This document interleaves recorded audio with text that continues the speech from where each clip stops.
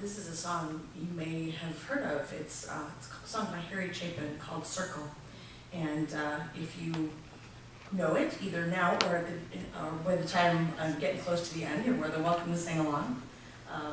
But it's a nice little song about meetings and partings and merry meetings and merry partings and merry meetings again.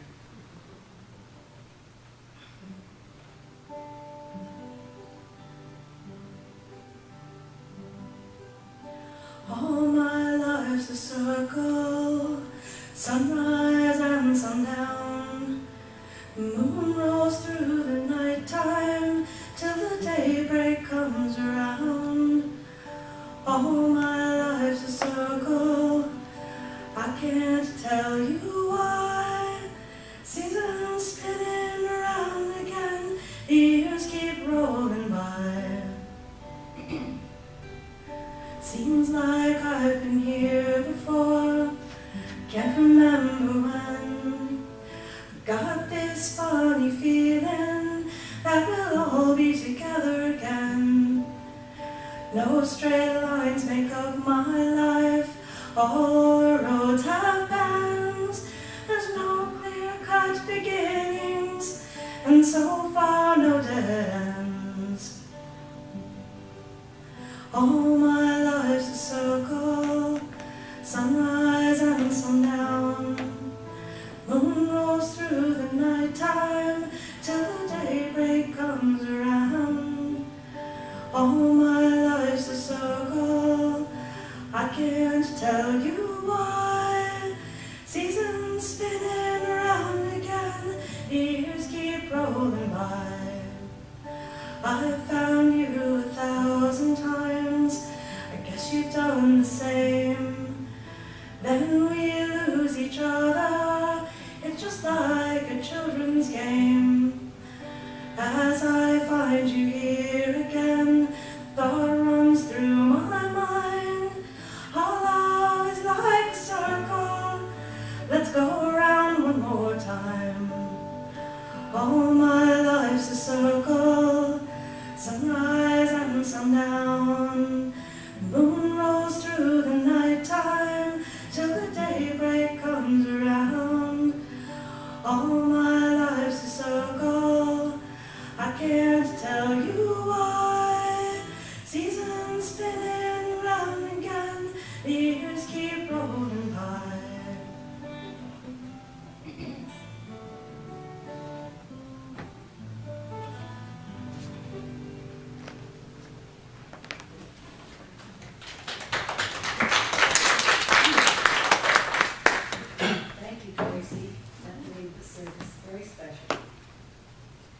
Next on our list is Reverend Spivey, who will give us some words of wisdom, I'm sure. And yes, he is here, sitting in the back.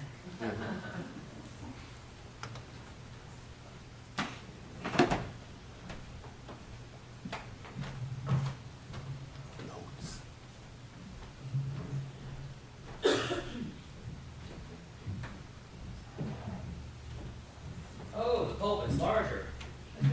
Yes. I'm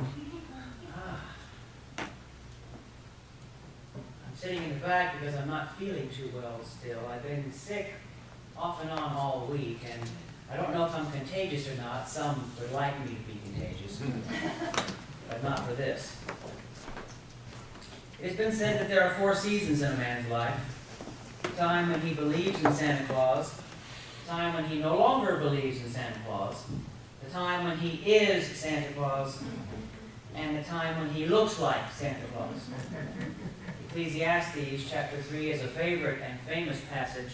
It is so well known that it's used in movies, it's used in speeches, it's used at graduation ceremonies.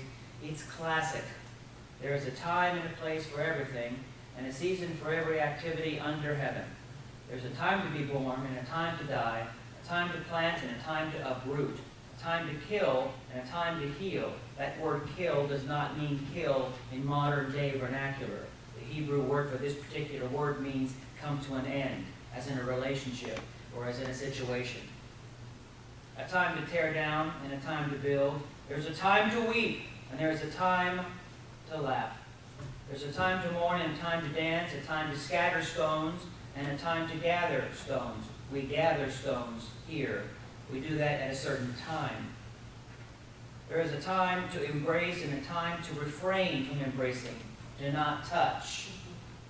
We like to hug sometimes, but there is a time not to do that. And not just because someone might be sick, but for other reasons.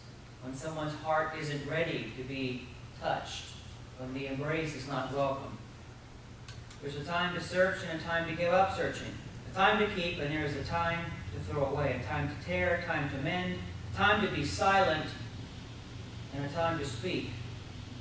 There is a time to love and a time to hate, a time for war, and there is a time for peace. How many of you were alive in 1965? Put your hands up. How many of you are still alive? How many of you remember that great song by the Byrds, To Everything Turn, Turn, Turn, Turn? They took Ecclesiastes 3 and brought the world the Bible. They used this whole section of time. To every season, there is a time. And it forced most of America who liked it to, for the first time in many of their lives, listen to Scripture, which is interesting. But time is interesting, isn't it?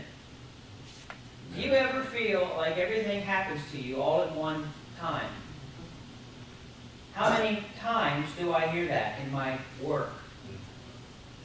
Everything is happening all at once, Mark. And I usually say, well, okay, so what? At least it's happening. Would you rather it all be happening, or would you rather not be here for it to happen at all? Sometimes the answer to that question is interesting. In the end, Solomon, the writer of Ecclesiastes, concedes that everything is in God's hands. But he does make some interesting choices, and I'd like to just quickly highlight some of my favorite parts of this remarkable piece of Scripture. This is poetry, and there are classes that last 10 or 15 weeks just on these first 9 verses. They're remarkable. You could really unpack each verse and apply it to every layer of our life. But I won't do that this morning because I don't think you could take it.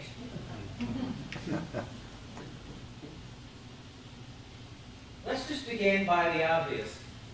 There is a time for everything and a season for every activity under heaven.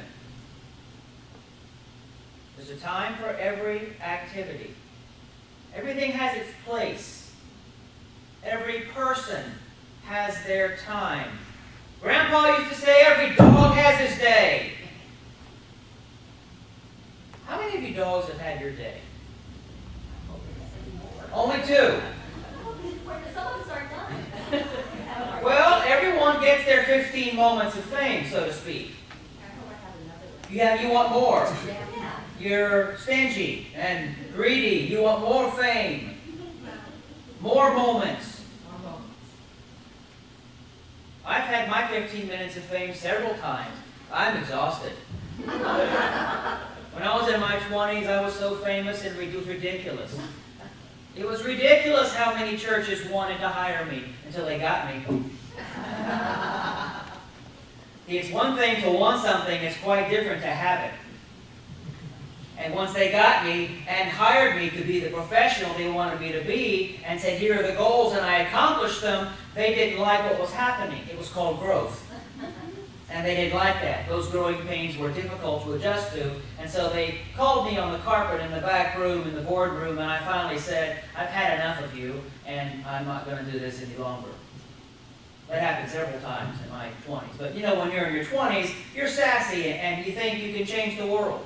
You really think you can make a difference. You really do. My professor, when I left, he said, Mark, you're going to realize that you can't do half the things you think you can, but go ahead and keep thinking you can because we need that kind of burn in the church. He was right. There's a time to be born and a time to die. That's the first line. And the writer, Solomon, is so wise, he just starts with the very obvious. There are 2 aspects of our existence in this world, on this planet, that are not negotiable. Our birth date and our death date. Now, I spend my life in a profession that tries to help people bridge and manage that very strange, murky water between life and death. And the actual date of a body's death, when that occurs. And we try and delay that, and control that, and manage that through medications and procedures. But we really cannot do it. Because when the body is going to die, it's going to die. I've got a very dear friend right now in Kentucky who is sitting by his mother's bed, refusing to let her die. But she's trying to die. Her body wants to leave. And on occasion, she'll have a word or two that will come out, and it really is, let me go. But he won't. Because there are medications that can prolong her suffering. That's all she's doing is suffering. She is not the kind of woman who's accustomed to sitting in a wheelchair and babbling and not being able to eat. That's not her. Her life, as she knows it, is over. But her son won't let go. And you know why he won't let go? Because he has unfinished business. Because he's like most human beings. He hasn't handled his emotional affairs. He waited too long, and now he's out of time. Most people wait too long to say, I'm sorry, I love you, forgive me. I forgive you. You mean the world to me. And then when we're forced to do it because there's no time left, we're pressed and we're stressed. And guilt influences decisions. And so we force our loved ones to stay here and recover so we can create time to fix the crap we should have handled when we had time. Oh, we waste time. And I don't mean waste time by wandering down and window shopping. I mean we waste time with each other. We are irresponsible in our human relationships. We let each other down. We fail to pick up the phone and say, I'm sorry. We won't write the letter and say it was my fault. We just waste time. And we have so little of it. So little of it. And so Solomon sets the bar immediately. There's a time for your birth and a time for your death. You can't argue those. Not negotiable. Don't even try. Don't even try. When it's time to die, it's time to die. But in between, he says there are so many options and so many things you get to choose. The first thing he says is there's a time to plant and a time to uproot. Of course, he's speaking to an agricultural economy. There's a time to plant the seed. And there's a time to uproot, a time to harvest. If he was talking to painters, he would say there's a time to prime, a time to paint, a time for a second coating. There's a time for everything. You can't hurry certain things. Everything has its time. There's a time to kill, and there's a time to heal. There are times, aren't there, when a relationship should be coming to an end. It deserves its death. I know churches that should die. They should close their doors and die. And that's not giving up. It's time. I'm thinking of a church in Daytona Beach that's been alive for 63 years. It's shriveled and barely hanging on. It refuses to die. But it has its time. It had its day. It did its job. It started 6 other churches. It should die. It's time. But it clings and it hangs on in crazy defiance in a way that it can't even financially sustain itself because it misunderstands its purpose. There is a time for everything. That church life had its time. Everything has its time. Time for birth and a time for death. There's a time to tear down and a time to rebuild. Everything has its life expectancy, doesn't it? Everything. has a life expectancy. There is a time to tear a building down, a time to renovate a house. There's a time to renovate ourselves.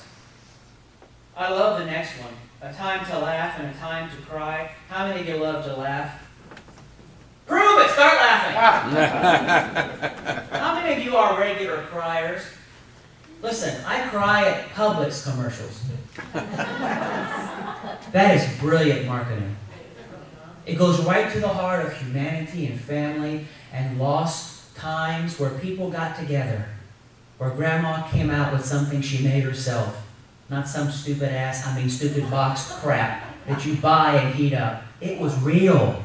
It was from scratch. She made it with love. She laced that pie herself. Those were good times. And America has lost a lot of that. Lost it. And Publix is smart. They just reach into that memory and pull you into their store. And it works.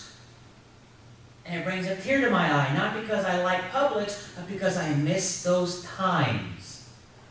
I miss those times. There's a time to cry. A lot of people are afraid to cry. They're ashamed to cry. They don't like to cry. The first thing they'll do when they're in my presence, whether it's privately or publicly, when they start to cry, is they'll say what? I'm sorry. What are you sorry for? Being human? Expressing your emotions? You should be sorry if you cannot. It's important to know how to cry and when to do it. It's very important. A time to grieve and a time to dance. My next favorite one is a time to scatter stones and a time to gather them. A time to scatter stones refers to the way the Hebrews used to build their structures with stones upon each other. And the writer is talking about there is a time for you to throw away your best laid plans and start over. Ever start a project and realize you're not going to finish it, or it's not going to turn out the way you wanted to, but you keep on, or you put it in a room and say, I'll come back to it. 10 years passes. Aha! 10 years passes and you've not gone back to it. Yeah, I purchased books before, started it, didn't like it, but was determined to finish it, and it's still laying right there mocking me, looking at me. So I have learned over the years that there is a time to scatter stones, to give it up. It's no longer valuable for my life needs or experiences, so I'm not going to continue it. And I needn't feel guilty about that. I'll gather another stone someplace else and start a different project. There's a time for that. Everything has its place. I love the next one. And people often misunderstand me in lots of ways, but certainly in this one. A time to embrace and a time to turn away. Quite simply, there is a time to mend fences. And there is a time when it's not time to mend fences. Some people need to stew. In the old days, it was customary that you would see somebody from afar, you'd run up to them, you would embrace them. And then if they were coming to your house, you'd wash their feet. I wish that could come back today. My feet hurt all the time. I could use a good foot washing.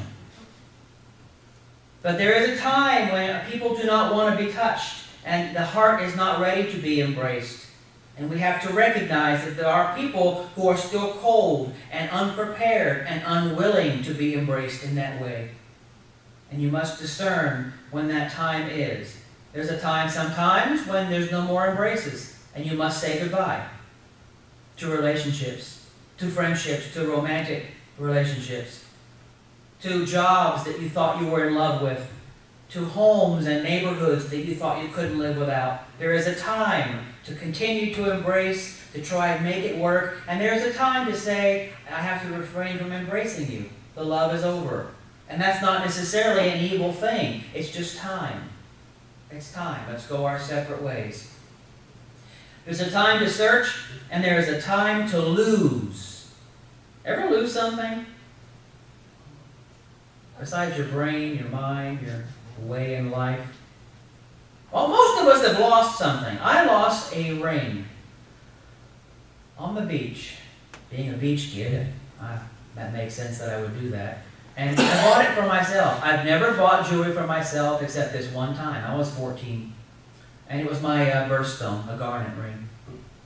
And I lost it.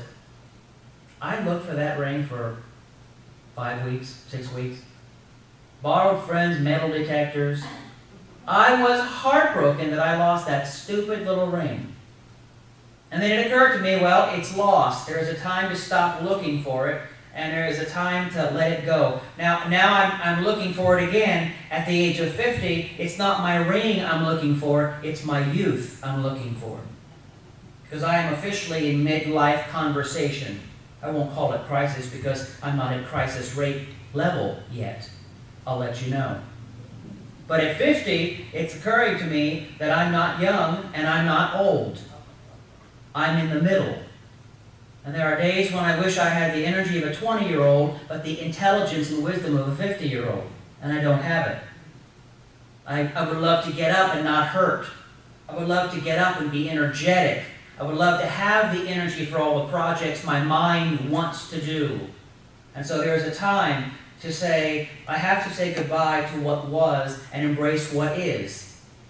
And I'm grappling with that in my own life. That's the place I am. There's a time to keep.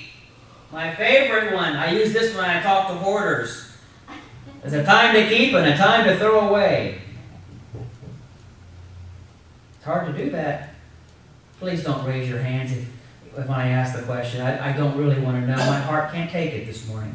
How many of you have cluttered garages and rooms in your houses and, God forbid, storage units with crap stuffed in it?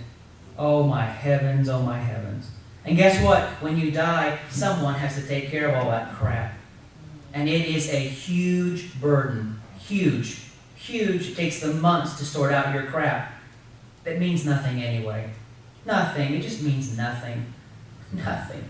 The older I get, the less I have. I give things away. People think I'm going to commit suicide. What are you doing giving this to me? I said, I don't need it. It served its purpose. Please take it and move it forward. When I die, I want to be naked. I want nothing. Nothing. I want less. There's a time for us to do that, to keep things, and a time to throw them away. Ever see somebody pushing around a grocery cart and all their worldly belongings are in them? There's a man over near my house. I ride my bike and I see him all the time. Everything he owns or cares about is in that grocery cart. It's remarkable. And one day I was talking to him about it, and I said, is this all you got? And he said, I've got too much, really. I said, oh, I like you. I like you. He sat down and was drinking his Coke, and he had everything in there. Everything. Nothing is permanent. Everything decays. Everything is eventually lost. Even life itself, isn't it? Even death itself dies when the body is dead. Death is only scary until the body is dead, and then death itself dies. So everything has its time, including our bodies. We should never really cling on to anything so tightly that it hurts when it's pried from our hands. That includes relationships and things. There's a time to tear and a time to mend. A time to be quiet and a time to speak up. Now this is another favorite one of mine. A time to be quiet and a time to speak up. Have you ever spoken at the wrong time and wished you could unsay what you just said? Oh my Lord. And in a profession where I'm expected to speak and always know the right words, this has been my lifelong challenge. To know when to speak and when not to speak, and to know what to say when I do speak. And I seem to be fairly well honed at knowing when to speak and what to say and what not to say. And in 8 out of 10 times, the answer is say nothing. Be present and accounted for. And if you do say something, say very little. And never say, I understand how you feel, unless you really have experienced the same exact thing. We often regret speaking, but as we get older, we often regret staying silent. We regret not speaking up at times when we should have or could have. We regret what we do not do.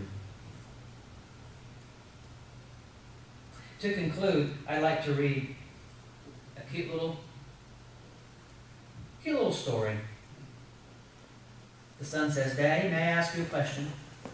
Dad says, sure, what is it? Daddy, how much do you make an hour? That's none of your business. Why do you ask such a thing? I just want to know. Please tell me, how much do you make an hour? Well, if you must know, son, I make $100 an hour. Oh, with his head down. Daddy, may I please borrow $50? The father was furious. If the only reason you ask is so you can borrow some money to buy a silly toy or some other nonsense, then you march yourself straight to your room and go to bed. The little boy quietly went to his room and shut the door. The man sat down and started to get even more upset about the little boy's questions. How dare he ask questions just to get some money? After about an hour or so, the man calmed down and he began to think. Maybe there was something he needed. Something he needed that money to buy. He never asks for money very often. So the man went to the door of the small child and opened it. Are you asleep, son? No, Daddy, I'm awake. I've been thinking maybe I was too hard on you earlier. It's been a long day, and I took out my aggravation on you. Here's the $50 you asked for.